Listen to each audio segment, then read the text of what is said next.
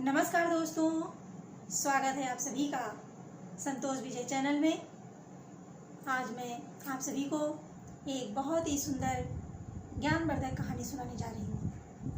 एक समय की बात है, एक लकड़हारा था। वो जंगल में लकड़ियों को काटकर उसे बाजार में बेचकर अपना जीवन यापन करता था। एक दिन वो जंगल में लकड़ी काटने गया और बहुत तेज धूप थी। मई जून का मौसम था। उसे बहुत तेज से प्यास लग गई। प्यास के मारे उसके पूरे ओंठ एकदम सूख गए। बोला ना जाए, चला ना जाए। इधर उधर चारों तरफ देखा, उसे कहीं पानी नजर नहीं आया। बहुत व्याकुल हो गया। थोड़ी दूर पे देखा तो एक महात्मा जी बैठे थे। वो किसी तरह उनके पास चला गया और जाकर बड़ी विनम्रता से हाथ जोड़कर बोला, महाराज, क्या आपके पास पानी है? संत ने बोला, हाँ, पानी है मेरे पास। उस लकड़हारे ने कहा कि कृपया मुझे थोड़ा सा पानी पिला दे। महात्मा ने कहा, मेरे पास बहुत अच्छा ठंडा पानी है। जब मैं चला था तो मैंने अपने रास्ते के लिए अपने तुम्बरू में बहुत सुंदर पानी ठंडा लेकर चला था। लो, तुम ठंडा पानी पी लो। उसे ठंडा पानी दिया पीने के लिए। पीकर उसने अपनी प्यास बुझाई। बहुत खुश हुआ। महात्मा ने कहा कि तुम्हें यदि कुछ चाहिए तो मांग लो। लकड़हारा ने थोड़ी देर तो सोचा, क्या करें, क्या मांगे। फिर उसने कहा, महाराज, यदि आप कुछ देना ही चाहते हैं तो मुझे इस जंगल से थोड़ी लकड़ी दे दीजिए, जिसे मैं काट कर बेच कर कुछ धन अर्जित कर सकूं। महात्मा तो दयालु होते हैं। वो उसकी दीन दशा को समझ गए और महात्मा ने कहा कि जाओ, ये पूरा बाग तुम्हारे नाम कर दिया। ये बाग तुम्हारे नाम हो गया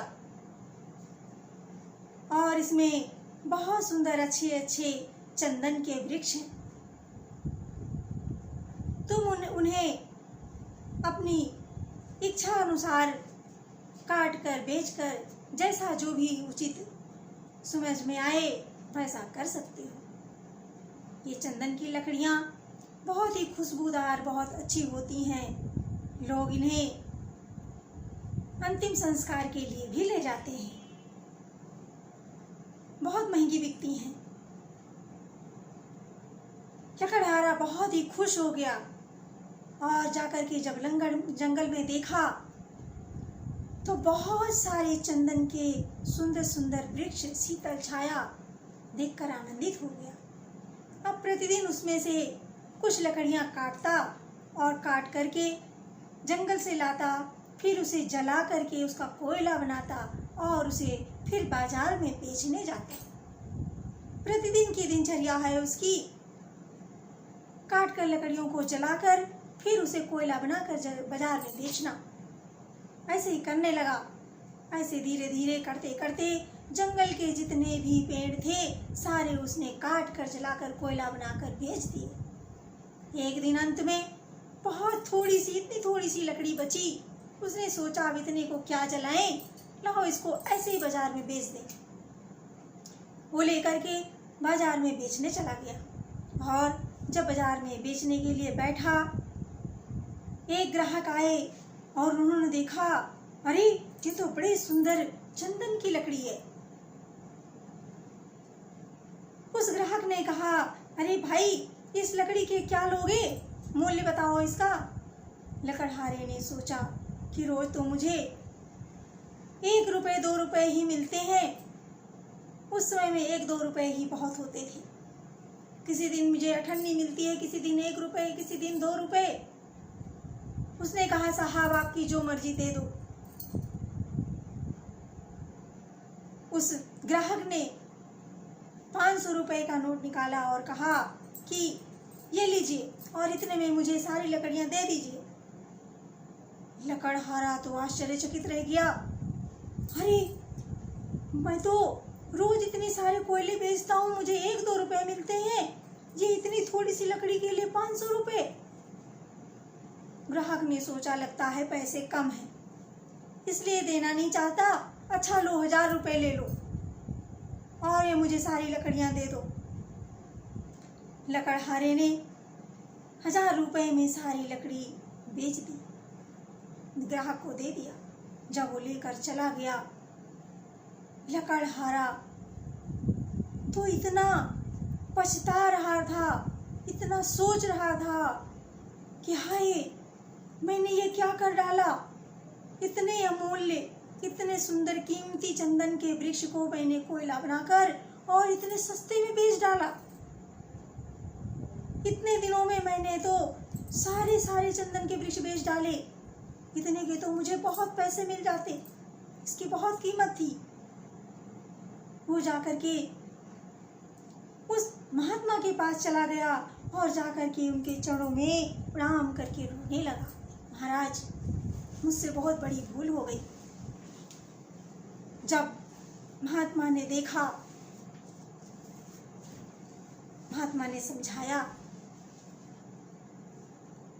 कहा हम सभी की यही हाल है, हम सभी मनुष्य यही गलती करते हैं।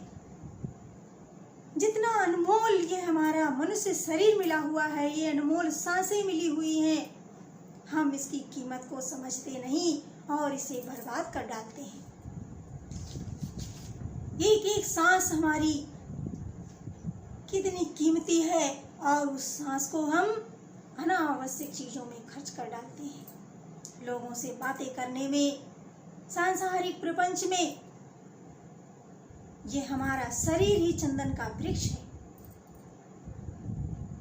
और हमारे ये रोम रोम, ये हमारे नसें, ये सब ईश्वर की दी हुई अनमोल निधि है, खजाने हैं जो हम खो बैठते हैं। समय रहते हम पहचानते नहीं। जब बाल्यावस्था होता है, हम ये समझते हैं कि अभी तो हम छोटे बच्चे हैं, अभी जब हम बड़े होंगे तब हम भक्ति कर लेंगे, ईश्वर चिंतन कर लेंगे, भगवत नाम का जाप कर लेंगे, भगवान का नाम स्मरण कर लेंगे। लेकिन जब बाल्यावस्था बीत जाती है, हम युवावस्था में आते हैं, किशोरावस्था में आते हैं, सोचते हैं कि आगे जब वृद्धावस्था आएगी फिर हम कर लेंगे। ऐसा सोचते सोचते हमारी वृद्धावस्था भी आ जाती है और हमारी नोटिस आ जाती है चलने के लिए और हम चल बसते हैं, अंतिम सांस ले लेते हैं और इस संसार में सब कुछ धरा का धरा रह जाता है। उस चंदन की लकड़ी का जैसे कोला बना करके उस लकड़हारे ने कम कीमत में अपने समय को, अपने चंदन रूपी वृक्ष को उसने समझा नहीं, कोयला बना करके उसे बेच दिया। इसी तरह से हम अपने इस शरीर को भी कोयले की तरह बेच डालते हैं, बर्बाद कर डालते हैं, नष्ट कर देते हैं, समझ ही नहीं पाते। एक एक क्षण का समय हमारा कितना कीमती है, हम इसे समझ नहीं पाते। इसलिए मेरे प्यारे बच्चों, यूँ मेरे प्यारे दोस्तों, जो हमारा ये समय मिला हुआ है, हमें इस समय की कीमत को समझना चाहिए, बर्बाद नहीं करना चाहिए। यदि हम विद्यार्थी हैं तो विद्यार्थी समय में हम अच्छी से अच्छी शिक्षा ग्रहण करें और साथ में थोड़ी सी भगवत भक्ति भी हमारे जीवन में होनी बहुत जरूरी होता है।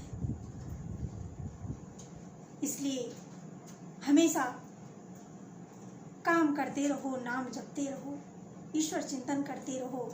अपने इस अनमोल जीवन को सार्थक बनाने के लिए भी थोड़ा समय अवश्य निकालना चाहिए। तो इन्हीं शब्दों के साथ मैं अपनी वाणी को विराम देना चाहूँगी। सभी को मेरा प्रेम भरा नमस्कार।